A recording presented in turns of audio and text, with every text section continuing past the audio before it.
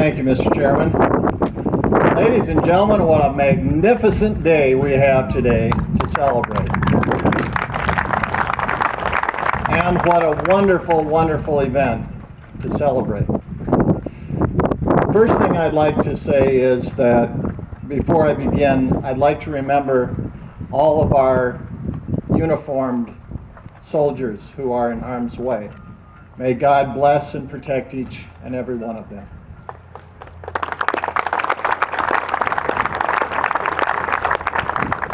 We are so enormously fortunate to live in the United States of America. The promise of America is freedom. The promise of the Lewis and Clark Regional Water System is life, life itself. Lewis and Clark is a lifeline to our communities and to our rural water systems. Ladies and gentlemen, you have persevered. I should never write speeches for myself, but my wife always tells me that if I don't, I will take at least a half an hour longer to speak. So today I am going to make it very difficult on myself and try to stick to what I have written. And I should never use more than two-syllable words either. Ladies and gentlemen, you have persevered against tremendous odds to be able to celebrate the opening of this water treatment plant. 24 years ago, a group of nearly 80 people gathered at the Sioux Falls Water Treatment Plant to pursue an extraordinarily ambitious mission, a mission to secure a vital resource to protect the health, safety, and very existence of our communities. In 1988, we were suffering through a drought, and I would argue that that drought was more severe than the drought we experience today. Nearly every community was threatened by water shortages or quality problems. In 1988, Sioux Falls could not meet the water needs of our community. I had just been sworn in as Utilities Commissioner, and a half hour later I was told of the impending doom that had not fully been told to our citizens. We prohibited all lawn watering. One would expect that. We prohibited the washing of cars. One might expect that. We prohibited the use of water in air conditioning. We even told restaurants to stop serving water to their patrons. Additionally, Morel Meat Producers, our largest water user and an employer of 30,000 of our citizens, was told to be prepared to turn off their business. That's how bad it was. From that crisis grew short, medium, and long-range plans for water development. The long-range plan was a pipeline to the Missouri River originally, and what we were looking at was a pipeline to Chamberlain. And of course that changed.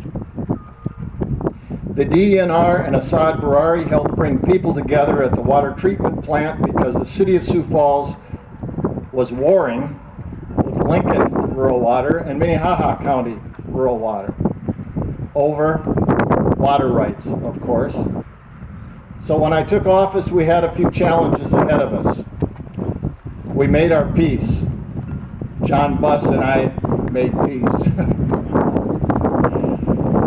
But we came together, we made it work. When we began this endeavor, many of us knew that we would be retired or deceased before this idea would come to fruition, if in fact it would ever come to fruition. We also knew that an incredibly extensive, arduous, and expensive journey lay ahead without the guarantee of success. And yes, this has proven to have been and continues to be a challenging journey. Several of our wonderful friends have actually passed away. I miss them dearly, as I know you do as well. I believe in my heart that they are with us here today. May God bless them. Our congratulations cannot be exuberant enough towards those who have worked so hard and so long and endured great hardship to bring this portion of Lewis and Clark to fruition. So much has been accomplished that looking back, it does appear to be the impossible mission. It takes hundreds of people to make a project like this a success, and all are deserving of our congratulations and our recognition. Lewis and Clark stands as a monument to cooperation, trust, and promises that were honored between dozens of communities, numerous counties and townships, water supply systems, 3 states, and hundreds of elected officials. We are indebted to you all. I admire and thank our congressional delegations for their hard work, their leadership, and perseverance. And yet, even though they have worked so hard to keep this project alive, and you have worked so hard to complete this project, it is not complete. There are still thousands of citizens who need Lewis and Clark to be completed so that they may have safe and dependable drinking water. This project must be completed. Our federal government continues to search for ways to assist the economy, and here is a shovel-ready project. It has been authorized by Congress, and it will strengthen the economies of several states. Let's hope they can follow your example of working together and get the job done right. Through the long life of Lewis and Clark, millions of people will benefit. Yes, millions of lives will be directly affected during the long life of Lewis and Clark. Jobs that would not have existed will flourish. Communities that would have declined will grow. And the quality of families' lives will be enhanced.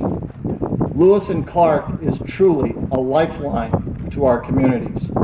Long after we here have left this place, long after the sun has set over that horizon 30,000 times, people will still enjoy drinking the water from Lewis and Clark. And Lewis and Clark will still be supporting the economic and biological life of this region. What a wonderful legacy that you have left. God bless each and every one of you for the role you undertook in making this project a success. God grant us all the ability to persevere to the completion of Lewis and Clark.